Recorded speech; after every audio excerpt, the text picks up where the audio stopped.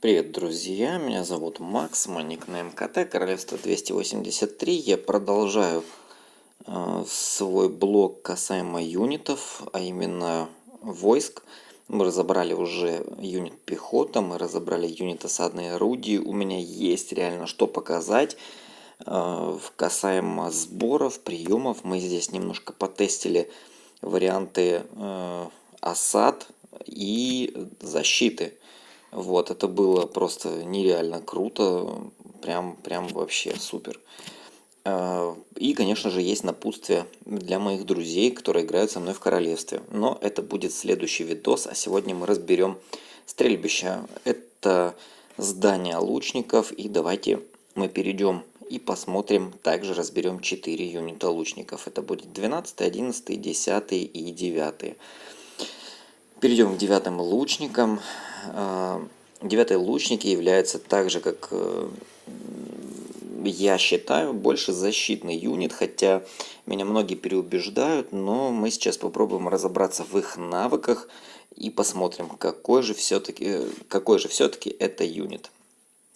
Итак, есть навык бдительность, при обороне замка проводится 10 атак, есть 12,5% шанс нанести двум целям 50% урона. И при прокачке там все дальше и выше. И повышается шанс. Насколько я понимаю, скорее всего, шанс дойдет где-то до 25-30%, а может и больше.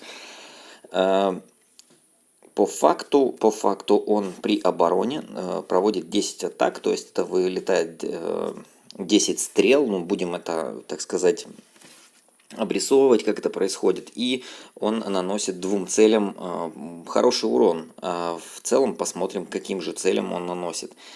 Увеличит урон при обороне на 22%. Здесь я не знаю на самом деле, как это правильно работает. Увеличивает ли он общий урон, либо все-таки, наверное, урон лучников. Это тоже, я бы сказал, отнес бы данный навык абстракции. То есть не факт, что лучники работают для общего урона при обороне.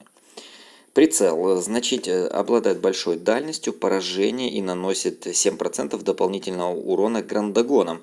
Грандагоны, если мне память не отшибает, это осадные орудия 13 уровня.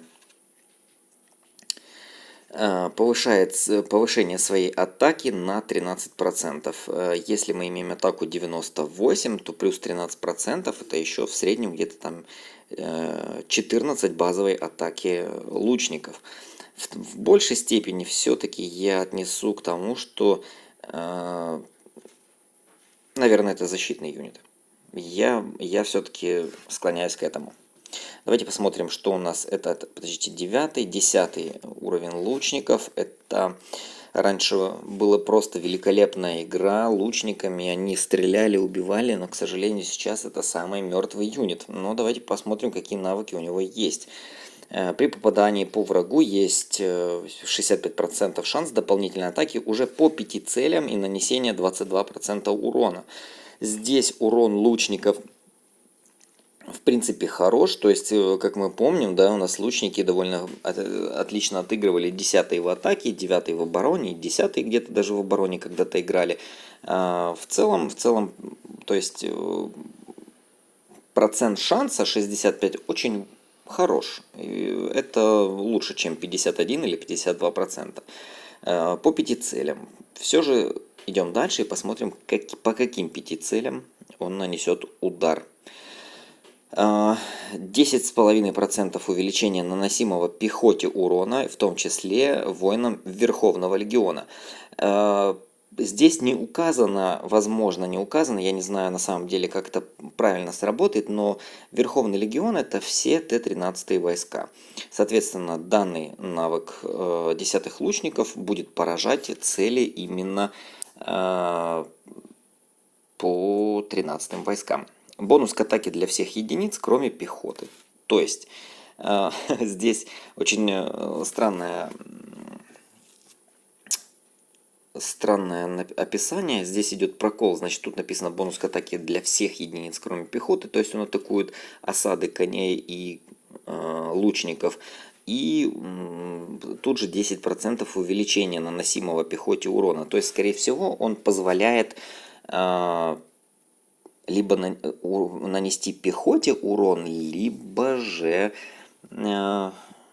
наоборот ее атакует. Попробуем дальше разобраться. Двукратное увеличение скорости атаки, а также дополнительные 10% урона по грандагонам. Еще раз повторюсь, грандагоны это Т-13 войска. То есть 10-й юнит атакует у нас Т-13 осадные орудия. Поехали дальше. Ну, 10-й лучник, я его больше отношу все-таки к атакующему. 11-й лучник я отношу к защитному юниту. И сегодня я постараюсь вам показать отчет по времени, если успею, как сработали 11-е лучники в обороне. Град стрел. Перед битвой 10-кратный выстрел наносит рассеянный выстрел, увеличит урон арбалетчикам на 2%. Здесь чисто урон — это повреждение лучниками всех целей, которые он видит. То есть выстрел стрелы и хаотичное попадание. Продвинутая защита увеличивает защитный урон на 1%. И здесь, если прокачать, например, на 2 юнита, он также увеличит на 2 урона и выше, выше, выше, выше. Яростная стрельба. Каждый выстрел атакует один из случайных юнитов и увеличивает дополнительный урон. То есть, здесь я уже прокачивать не буду. По факту данные арбалетчики, они атакуют, в принципе, все юниты. То есть здесь именно хаотичная стрельба. Чем больше фалангов и чем больше линий будет вас атаковать, тем больше 11-е ваши лучники смогут защититься.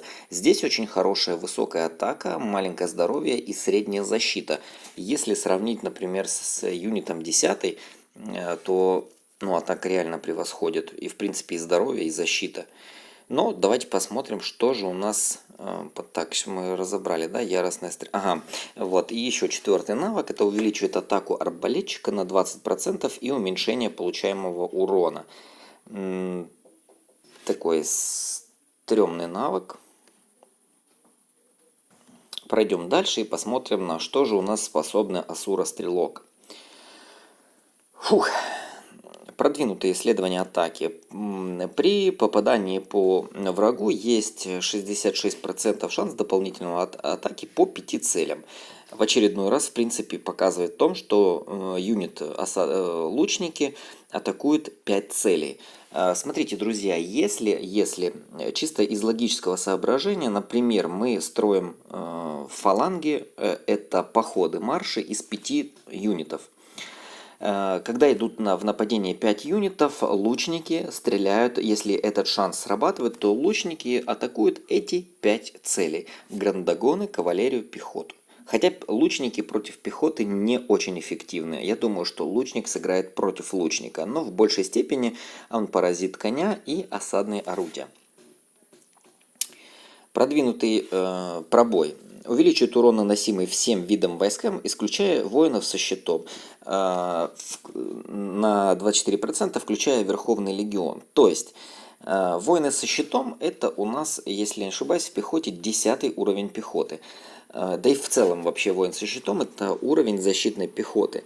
То есть, делаем вывод того, что лучники не стреляют по пехоте. Они бьют исключительно только по осадным орудиям и кавалерии. 4-й навык Т-12 лучников. Это увеличит скорость атаки на 100%. Также атака будет иметь огненный эффект. Урон, наносимый всем осадным орудиям, включая Верховный легион. По сути дела, значит, по атаке и защите 12-го юнита я могу сказать, что это больше все-таки, наверное, атакующий юнит, а 11-й все же я все-таки буду относить его к защитному юниту. Но атака превышает на порядок, и я хочу сегодня вам показать отчет, который мы тестировали. Я не буду его показывать полностью и просто объясню, покажу навыки лучников Т-11. Мы выстроили, если обратите внимание, я просто покажу вам, значит, это, опять же, я повторяюсь, для своего королевства, для своих ребят. Посмотрите, послушайте меня. Мы строим 5 целей. Пехота, кавалерия, 3 кавалерии, 4 кавалерии, правильно? 4, да, 4 кавалерии. Итого это фаланга в 6 юнитов. 2, 4, 6. 2, 4, 6. В основном мы использовали кавалерию и пехоту. Ничего другого у нас в принципе не было. Мы построили большие марши и побежали. Защищался у нас такой игрок Мерлин. Мы не ожидали на самом деле его таких статов, но довольно неплохая вообще у него оборона была. Даже не то, что неплохая, а просто шикарная оборона. Он напихал вот эту подушку безопасности, маленькие юниты, Т-12 пехота, как видите, здесь осадное орудие, черти что, и маленькая тележка. То есть его мелкий юнит забил очень много непонятно чего. Здесь у нас играет Т-9 пехота, она убивает не так много. Так, у нас же здесь играет Т-11 пехота. И сейчас я вам покажу просто взрыв мозгов, который я сегодня увидел. Конь, ну так себе. И Т-12 лучник отыгрывает 1 к 1, то есть 1 000 000 к 5. И много погибает. И вот такой вот просто шок, когда я увидел, что 1 000 000 тех же самых лучников Т-11 убивают 500 тысяч. С учетом того, что, как видите, молитвы здесь не такие высокие. Здесь всего 30, а если это будет хотя бы, наверное, все навыки хотя бы за 30, то я думаю, что Т-11 лучник сыграет просто нереально эффективно. Также здесь сыграли 11-е осадные орудия. Я пока не знаю почему, я сижу и разбираюсь в этом отчете, мне он очень интересен, но в дальнейшем я вам покажу. Также у нас есть вот такой сбор, все в дальнейшем я расскажу и покажу. Делаем вывод, друзья, о том, что это, еще раз повторюсь, мое субъективное мнение, что лучник играет очень хорошо по осадным орудиям и кавалерии. То есть у него нет определенной цели, кроме пехоты. Он не трогает пехоту. Соответственно, пехоту, например, если вы атакуете замок, где много пехоты, пробить вы этот замок, скорее всего, просто не сможете, потому что пехота защитит свою кавалерию, осады, пики и все такое. Ну и, конечно же, вы получите просто по щам. Как мы ранее говорили о колесницах, о том, что колесницы пробивают пехоту, соответственно, если у вас есть возможность, то нужно ставить колесницы в сбор, но опять же они должны быть замолены хотя бы до 30 уровня. Вот такой мой вывод о лучниках, что Т-11 лучник является одним из самых эффективных сейчас оборонительных юнитов. Но опять же говорю, что эти юниты, они как минимум должны быть замолены. И, соответственно, фаланги построений лучник, чем больше Т-11 лучника в замке, тем меньше вы должны ставить войск на его атаку, ибо его стрелы вылетают и поражают 5 ваших целей. Либо же с точностью да наоборот, не меньше 5 целей вы должны поставить и пройти, ну, вернее, точнее, не цели, а не менее 5 фаланг вы должны поставить и идти в бой. А это лучше всего, как по мне, использовать 6 фаланг. Следующий будет сбор мой, и я обязательно постараюсь вам показать построение, как правильно и как лучше, мне так кажется, выходить в боевой режим.